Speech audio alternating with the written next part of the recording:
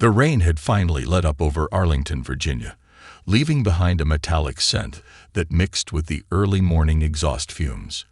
Lieutenant Emily Carson sat in her patrol car, fingers drumming against the steering wheel as she watched traffic flow past the intersection of Wilson Boulevard and North Gled Road. 6 hours into her 12-hour shift, she'd already written 4 tickets and was feeling particularly vigilant. Through her windshield, she spotted a black Mercedes S-Class, making a quick lane change without proper signaling. The luxury vehicle's tinted windows caught her attention, and something about the way it moved through traffic raised her suspicions. Carson flipped on her lights and pulled out behind the Mercedes, watching as it smoothly came to a stop along the curb. Inside the Mercedes, Lieutenant General Marcus Williams ended his classified video call with General James McConville, the Army Chief of Staff. They'd been discussing the final details of Operation Silent Shield, a covert extraction mission of American assets from a destabilizing region. Williams checked his watch. 7:45 hours. He still had time to make his 8:30 briefing at the Pentagon, assuming this stop wouldn't take long. Carson approached the vehicle with measured steps, her right hand resting instinctively on her holster, a habit formed during her 8 years on the force. The morning sun glinted off the Mercedes' pristine surface, and she noted the Virginia plates matched the registration she'd just run. Through the driver's window, she could make out the silhouette of a black man in his early 60s, dressed in casual civilian clothes, a navy polo shirt, and what appeared to be khakis. "License and registration," Carson demanded, her voice carrying the authority she'd carefully cultivated since graduating from the police academy. She noticed the driver's hands moving slowly, deliberately, toward the glove compartment. "Of course, officer," General Williams replied calmly, his deep voice carrying decades of command presence. He'd been through similar stops before and knew the drill all too well. "I'm reaching for my credentials now." His hand moved to the center console, where he kept his military ID alongside his driver's license. Carson's eyes darted around the vehicle's interior, taking in details with practiced efficiency. A Pentagon parking pass hung from the rearview mirror, partially obscured by its angle. Several challenge coins were visible in the center console, military ceremonial tokens that meant nothing to her at that moment. A garment bag hung in the back seat, containing the general's formal dress uniform for later that day. "Sir, do you know why I pulled you over?" Carson asked, studying the licenses he handed her. Something about them seemed off to her, though she couldn't immediately pinpoint what. The military ID in particular caught her attention. She hadn't seen many 3-star general credentials in her career. "No, ma'am, I don't," Williams responded, maintaining eye contact through the rearview mirror. In his peripheral vision, he noticed a young woman on the sidewalk slowing down, phone raised, already recording the interaction. Times had changed since his early days in uniform. "You made an illegal lane change back there," Carson stated, her tone growing firmer. "And these tints appear to be darker than Virginia code allows." She tapped the driver's window with her knuckle, though she hadn't actually measured the tint level. Williams resisted the urge to sigh. His window tints were precisely regulation. He'd made sure of that when purchasing the vehicle. "Officer, I apologize for the lane change. I'm actually running late for a meeting at the Pentagon. If you could." "Step out of the vehicle, sir," Carson interrupted, her suspicion mounting. Something wasn't adding up about this situation. The expensive car, the military ID that seemed too high-ranking, the Pentagon story, it all felt off to her trained instincts. As Williams reached for his phone to call his staff and document the interaction, Carson's hand tightened on her holster. "Sir, I said step out of the vehicle. Now." The young woman on the sidewalk had been joined by 2 others, all recording. Above them, the morning sun disappeared behind gathering storm clouds, as if nature itself sensed the situation was about to take a dramatic turn. Lieutenant General Williams took a slow, measured breath, the same kind he used to steady himself before making life-or-death decisions in combat zones. With deliberate movements, He unbuckled his seatbelt and placed both hands on the steering wheel at 10 and 2. "Officer Carson," he said, reading her nameplate, "I want to be clear that I'm complying, but I'm also going to exercise my right to document this interaction." Carson's face hardened at the mention of her name. The growing crowd of onlookers made her neck prickle with unease, their phones pointed at her like accusatory fingers. "Sir, I don't know where you got that military ID, but I've never seen one like it. Please exit the vehicle now." As Williams opened his door, his phone slipped from the center console and clattered to the pavement. The screen lit up with multiple missed calls from the Pentagon, calls that Carson deliberately ignored as she kicked the phone aside. The device skittered across the wet asphalt, coming to rest near the gathering spectators. "Hands where I can see them," Carson barked, her voice carrying an edge that drew more attention from passing cars. Several vehicles slowed, their drivers craning their necks to watch the scene unfold. Among them was Major Sarah Chin, who recognized the general immediately from last month's leadership conference. She pulled over, her heart racing, as she dialed the Pentagon's emergency line. Williams stood beside his Mercedes, rain beginning to spot his polo shirt. "Officer, I understand you're doing your job, but I need you to listen carefully. I am Lieutenant General Marcus Williams, Deputy Chief of Operations for the United States Army. In my vehicle, you'll find—" "Turn around and place your hands on the vehicle," Carson interrupted, her pride now fully invested in proving she hadn't made a mistake. She couldn't back down, not with all these people watching. The military ID had to be fake. Why would a general be driving himself? Why wasn't he in uniform?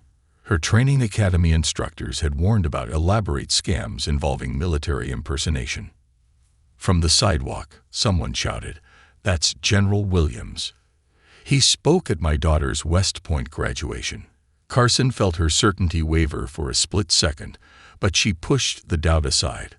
The growing crowd only reinforced her determination to maintain control of the situation. Williams complied with her orders, muscle memory from his own basic training days taking over. As he placed his hands on his car's roof, he noticed his reflection in the rain-spotted window. 35 years of military service, 3 stars on his shoulder, and here he was, being treated like a common criminal. His mind raced through protocols and procedures, knowing that every move he made now would have consequences far beyond this moment. "Officer Carson," he tried one more time, his voice carrying the same calm authority he'd used to command troops in 3 war zones, "I suggest you contact your supervisor. This situation is about to become much more complicated than you realize." Carson responded by roughly patting him down, her movements aggressive and unprofessional. "Sir, false impersonation of military personnel is a serious offense. These IDs are clearly fake, and this vehicle doesn't match any records we have for you." The irony of her statement might have been amusing if it weren't so dangerous. Williams could feel his phone vibrating against the pavement, likely the Secretary of Defense by now, wondering why he wasn't at the morning briefing. Above them, thunder rolled ominously as the rain began to fall harder. Major Chen approached cautiously, her uniform soaked from the rain. "Officer, I can verify that this is Lieutenant General Williams. I serve under his command at the Pentagon." Carson's hand moved to her taser. "Ma'am, step back now. This is an active investigation, and I will not hesitate to arrest you for interfering." Her voice cracked slightly, the first sign that she was beginning to realize she might be tragically wrong. But pride and fear had taken over, pushing her past the point of reason. As she reached for her handcuffs, the gathered crowd gasped collectively. Within minutes, this scene would explode across social media, becoming a defining moment in the ongoing national conversation about law enforcement and racial bias. The cold steel of handcuffs bit into Lieutenant General Williams' wrists as Officer Carson roughly secured them behind his back. The rain was falling steadily now, soaking through his polo shirt and running down his face. Behind them, the crowd had swelled to nearly 30 people, their phones recording every moment of what was quickly becoming a national incident. "On your knees," Carson commanded, her voice betraying a slight tremor. She'd gone too far to back down now, even as doubt gnawed at the edges of her consciousness. The faces in the crowd were a mix of shock, anger, and disbelief. Williams slowly lowered himself to his knees, the wet grass soaking through his khakis.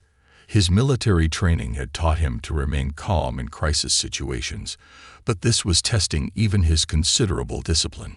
"Officer Carson," he said quietly, yet loud enough for the nearest phones to pick up, "I want you to remember this moment. I've commanded troops in 3 wars, led men and women into combat, and received the Distinguished Service Medal. And here I am, on my knees in the rain because you refused to make a simple phone call to verify my identity." Among the spectators, 16-year-old Jasmine Taylor was live-streaming the entire incident on TikTok. Her hands shook as she narrated, "They've got a whole general on his knees, y'all. This is Lieutenant General Williams. My dad served under him in Iraq. This is crazy." Her stream counter was exploding, jumping from hundreds to thousands of viewers within minutes.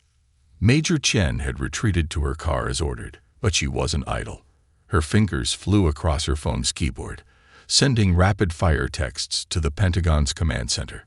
Within moments, calls were being made at the highest levels of military leadership.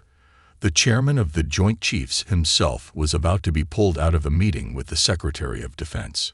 Carson paced nervously beside her patrol car, speaking into her radio. "Dispatch, I need confirmation on a military ID. Subject claims to be a lieutenant general, but the credentials appear suspicious." She was trying to sound professional, but her voice wavered as she spelled out Williams' name. Thunder cracked overhead as a black SUV with government plates screeched to a halt at the scene. 2 military police officers emerged, their faces set in grim expressions. "Officer Carson," one called out, his voice carrying the weight of authority, "release the general immediately."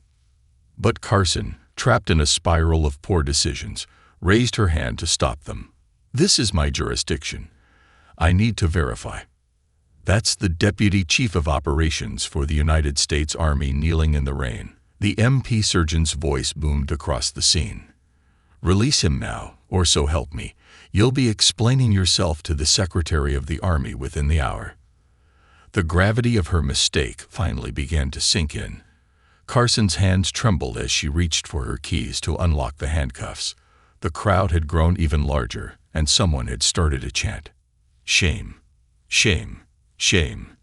As the handcuffs fell away, Williams rose slowly to his feet, his dignity intact despite his soaked clothes and the humiliation he'd endured. He rolled his shoulders, working out the stiffness, then turned to face Carson. The look in his eyes made her take an involuntary step backward. 7 minutes, he said, his voice carrying across the now silent crowd. 7 minutes in which you could have made a phone call, checked my credentials, or simply listened. Instead, you chose arrogance over duty, prejudice over procedure. He straightened to his full height, and despite his civilian clothes, every inch of him radiated military authority. "This isn't over, Officer Carson. But how it ends will depend on what you learn from these 7 minutes." Above them, the rain began to ease, but the damage was done. Jasmine's TikTok live stream had reached over 50,000 viewers. Major networks were already picking up the story. Within hours, the footage would be playing on every major news channel, and the hashtag 7 minutes would be trending nationwide. As Williams was escorted to the government SUV, he paused and looked back at Carson. "The Army taught me that true authority comes from wisdom, not power. Remember that, officer. You're about to learn it the hard way." The fluorescent lights of the police station hummed overhead as Officer Carson sat at her desk, mechanically typing her incident report. Her hands paused over the keyboard every few seconds as she struggled to justify her actions. The word Lieutenant General stared back at her from the screen, each letter a reminder of her monumental error. "Carson," Police Chief Roberts' voice thundered across the precinct. "My office. Now." The vein pulsing in his temple was visible, even from 30 feet away. As she rose from her desk, Every officer in the bullpen suddenly became intensely focused on their paperwork, avoiding eye contact. Before she could reach his office, every computer screen in the precinct flickered and went dark. A moment later, they reanimated with the Department of Defense seal. The chief's face drained of color as his private monitor erupted with an incoming video call from a number marked CDF priority line. "Everyone out," Roberts barked, his voice cracking. "Except you, Carson." The bullpen cleared in seconds, leaving behind half-drunk coffee cups and unfinished reports. As the last officer exited, the chief's monitor split into multiple windows. The Secretary of Defense occupied the central frame, flanked by 4 stern-faced Joint Chiefs. "Chief Roberts," the Secretary's voice filled the room. "I understand you have an officer who arrested the Deputy Chief of Operations for the United States Army this morning." His tone was deceptively calm, like the air before a hurricane. Carson felt her knees weaken as she stood at attention. Through the window behind her, she could see news vans beginning to gather in the parking lot. The footage of General Williams on his knees had already gone viral, with over 2 million views across various platforms. "Mr. Secretary," Roberts began, his law enforcement bravado evaporating under the combined glare of the nation's top military leadership, "we're conducting an internal investigation." One of the Joint Chiefs cut in. "Let me save you some time. Your officer arrested a 3-star general who has commanded more troops than your entire department will see in a century."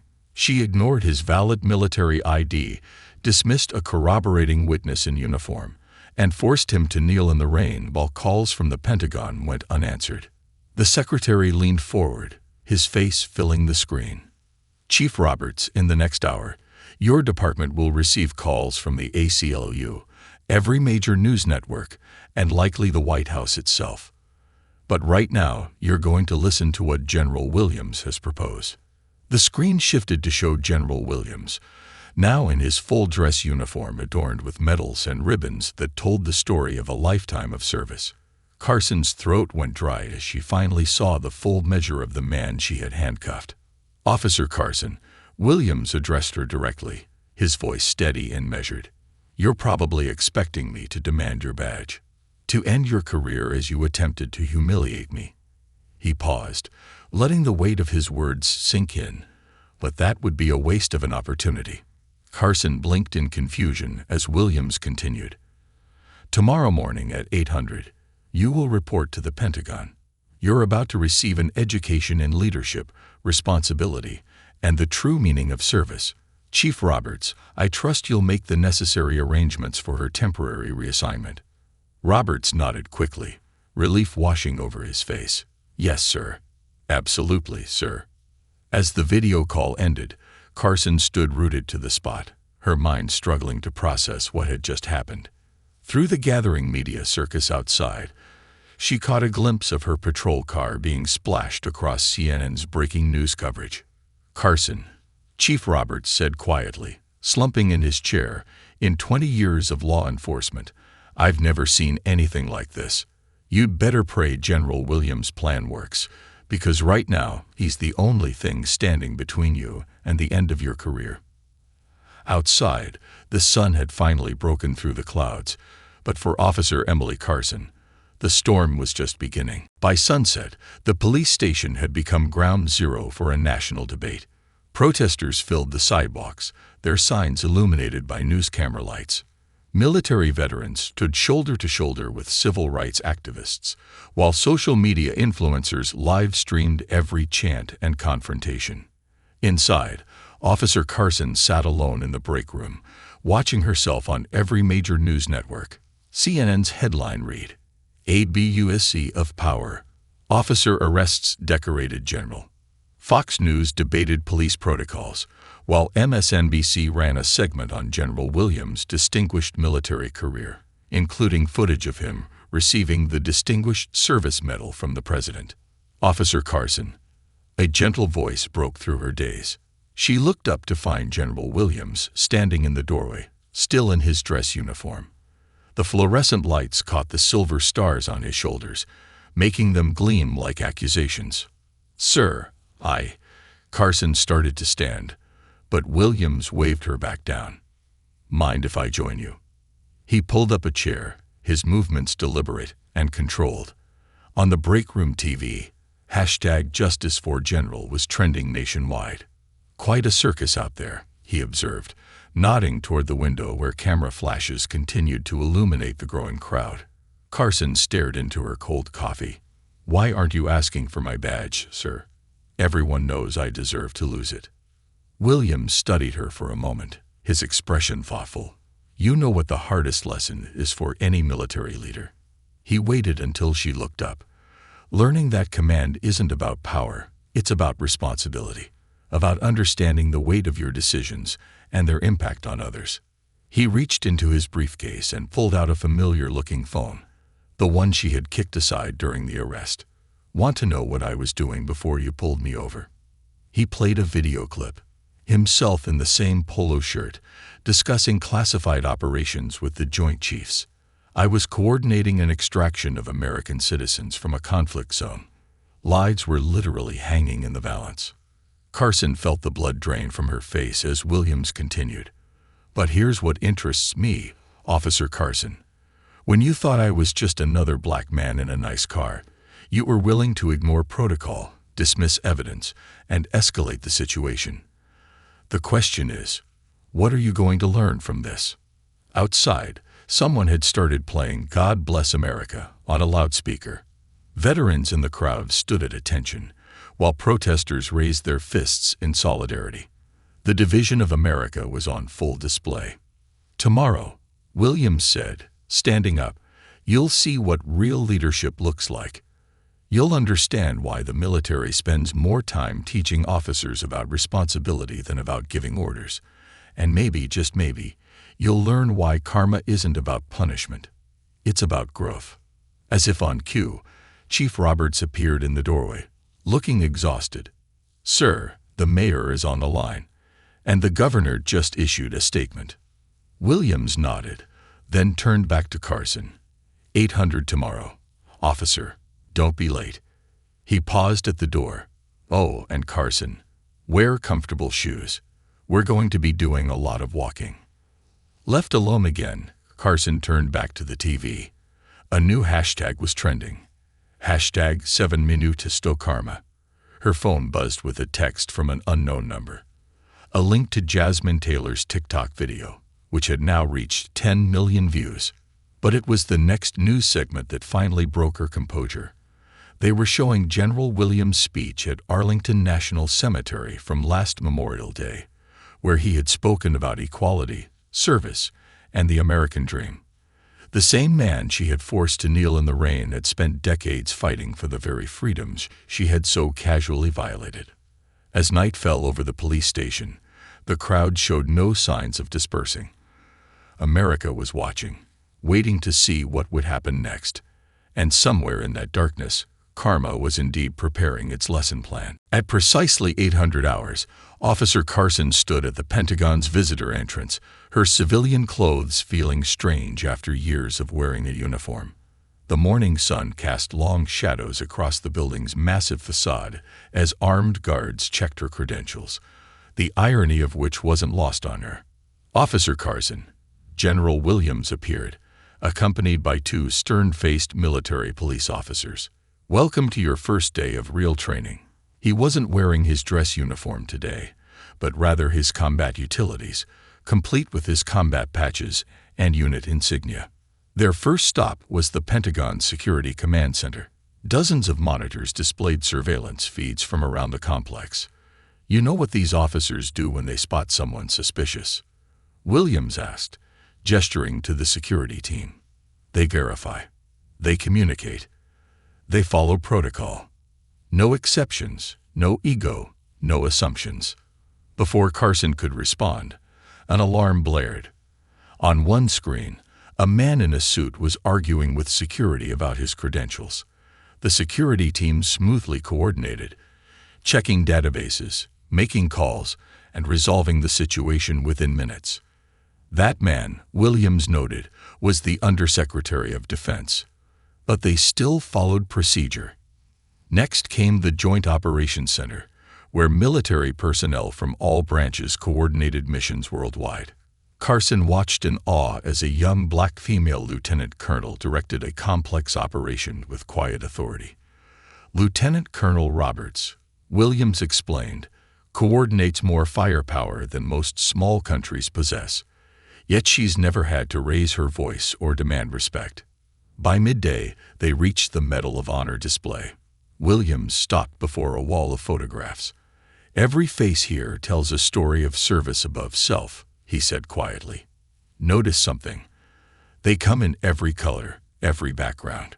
Courage and leadership don't care about race, Officer Carson." The afternoon found them in a tactical simulation room. Williams handed Carson a headset and placed her in charge of a virtual peacekeeping mission. Within minutes, her poor decisions had escalated a peaceful protest into a riot. "Leadership isn't about showing power," Williams commented as the simulation ended. "It's about knowing when not to use it." At 1500 hours, they entered a briefing room where several generals were discussing strategic planning. Carson's jaw dropped as she recognized them from news coverage, the same military leaders who had been on the video call to her station. They discussed complex global situations, each decision weighted with potential consequences. 7 minutes, Williams said as they left the briefing. "That's how long you took to make assumptions about me." These officers spend hours, sometimes days, analyzing situations before making decisions that affect thousands of lives. Their final stop was Williams' office. On his desk sat a single frame, a photo of him as a young second lieutenant, standing beside his patrol vehicle in Germany. "I'd been where you are, Carson," he said, pointing to the photo. "Young, certain, ready to prove myself. But somewhere along the way, I learned that true authority comes from wisdom, not force." He handed her a thick binder. "This is the new joint training program we're developing. Police departments working with military leadership to reform training protocols. Your experience, our experience, will be case study 1. Carson opened the binder with trembling hands. The first page read, "The 7 Minutes Protocol. Understanding authority, responsibility, and judgment in law enforcement. Starting next week," Williams continued, "you'll be helping us train other officers.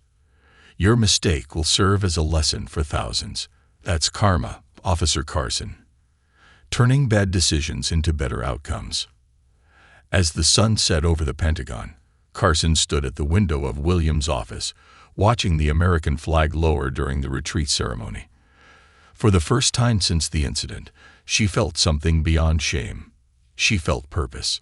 "Remember this view," Williams said, standing beside her. "Tomorrow, we do it all again." Because learning to lead isn't about one lesson. It's about changing how you see the world, one day at a time. 6 months had passed since the viral arrest. Officer Emily Carson stood before a packed auditorium at the National Police Training Center in Quantico, her hand steady as she pressed play on the body camera footage that had changed her life. 7 minutes, she began, her voice carrying to the back row, where General Williams sat observing. "That's how long it took me to forget every principle of good policing. That's how long it took to let bias override training. That's how long it took to make a mistake that would have ended my career, if not for the man I wrongfully arrested." The audience of police cadets and veteran officers watched in stunned silence as the footage played. Carson's voiceover provided brutal honesty about each poor decision, each moment where pride trumped procedure, each opportunity she had missed to de-escalate the situation. "But this isn't just about one traffic stop gone wrong," she continued, advancing to new slides.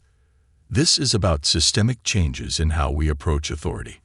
Behind her, statistics flashed across the screen. Departments that had implemented the Williams-Carson protocol showing dramatic decreases in confrontational incidents. In the back of the room, General Williams smiled slightly. He remembered the day, 3 months ago, when Carson had first proposed adding her name to the training protocol. "Sir," she had said, "if we're going to teach accountability, let me be fully accountable. Let me own this mistake completely."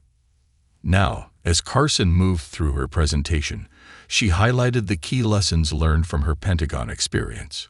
"Authority isn't a weapon to be wielded," she explained, echoing Williams' words. "It's a responsibility to be honored. Every time we put on our badge, we're not just enforcing the law, we're serving our community." The presentation shifted to body camera footage from other departments, showing officers successfully implementing the new protocols. Traffic stops where verification was prioritized over confrontation.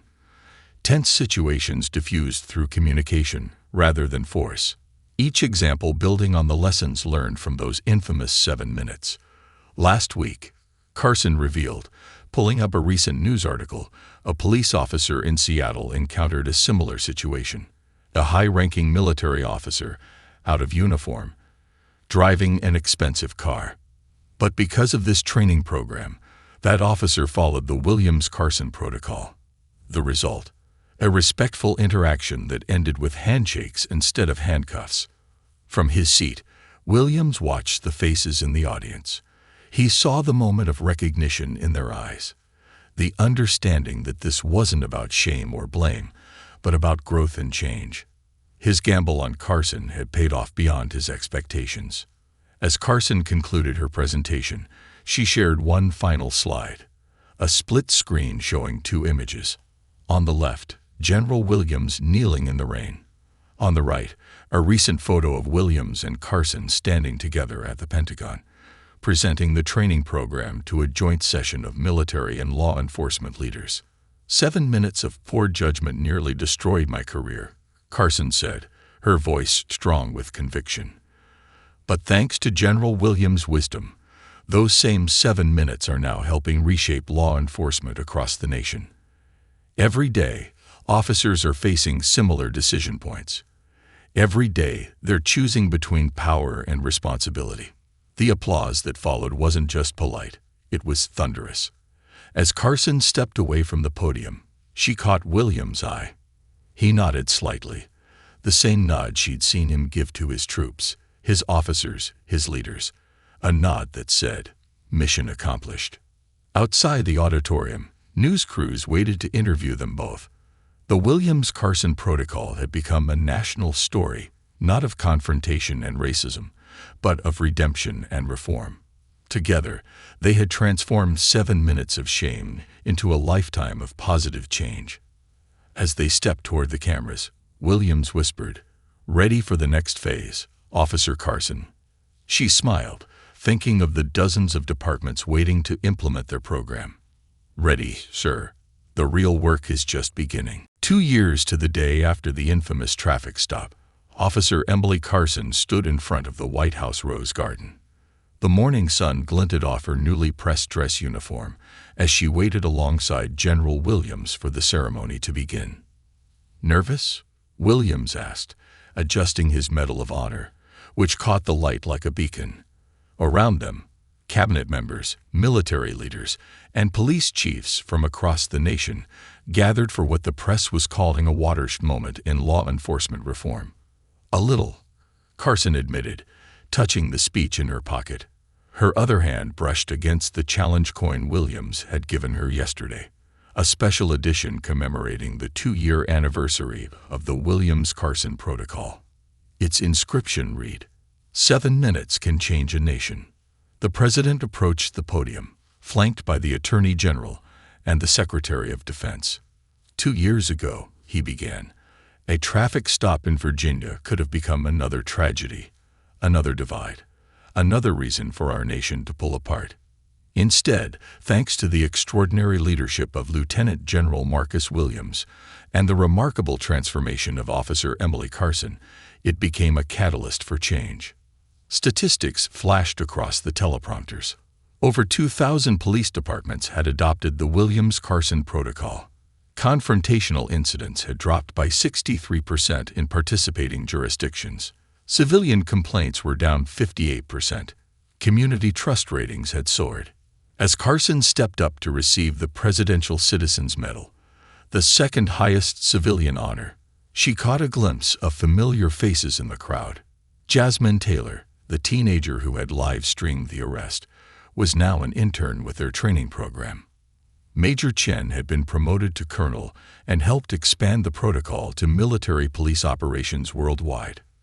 "This medal," Carson said into the microphone, her voice steady, "doesn't belong to me alone. It belongs to every officer who chose to learn from my mistake, every department that embraced change, and most importantly, it belongs to a general who saw an opportunity for transformation where others saw only confrontation." Williams stepped forward to pin the medal on Carson's uniform. As he did, he whispered, "Remember what I told you about karma?"